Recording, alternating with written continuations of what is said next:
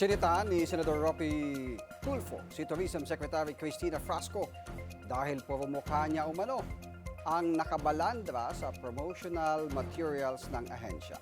Pero sa halip na maliwanagan, nagalit lang lalo si Tulfo sa depensa ni Frasco.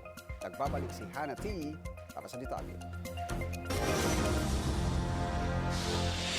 What we are saying here, ma'am, please, huwag mo i-promote yung sarili mo. Pag pupunta ka sa isang lugar, kung ano yung mga kulang doon, punahin mo and then punuan mo. Yun po yung point ng mga netizens na lumapit po sa akin. Sa gitna ng mga usaping anti-EPAL policy o pagbabawal sa mga opisyal na mag-display ng kanilang larawan sa mga paraphernalia at signages sa mga proyekto ng pamahalaan, tila nasampula naman si Tourism Secretary Maria Cristina Frasco sa mga promotional material ng Philippine Tourism na tad-tad umano ng mukha niya.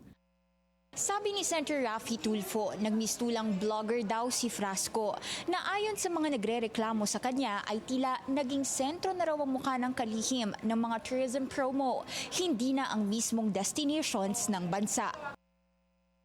Mukhang model daw ang kalihim matapos ipakita ni Tulfo ang 3 halimbawa ng pagkakadisplay ng kanyang portraits mula sa isang Japan-based magazine hanggang sa banner sa isang Boracay airport at pagkalat ng larawan ni Frasco online na naka-heart pose sa isang bangka sa Lake Cebu sa South Cotabato.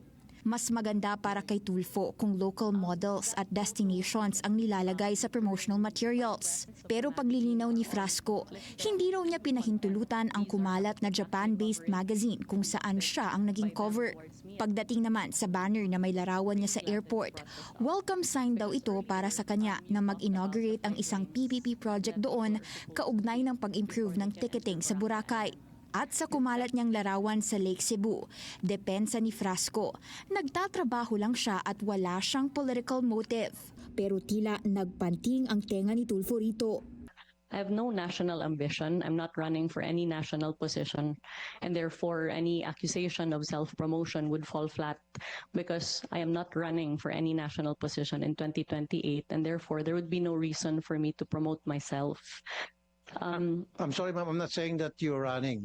Don't put words into my mouth. I'm just saying that. What I'm saying is, yung po nakakalata yung mga tao na parang pinopromote yung sarili mo for whatever reason.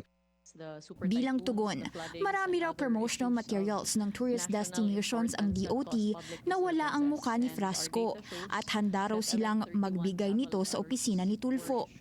Tinalakay din sa pagdinig ang mahal na tickets pagdating sa local flights kumpara sa international destinations. Ang one-way ticket pa Siargao, nasa 18 to 20,000 pesos umano, pero ang ground trip pa Japan o Hong Kong, mas mura pa raw dito.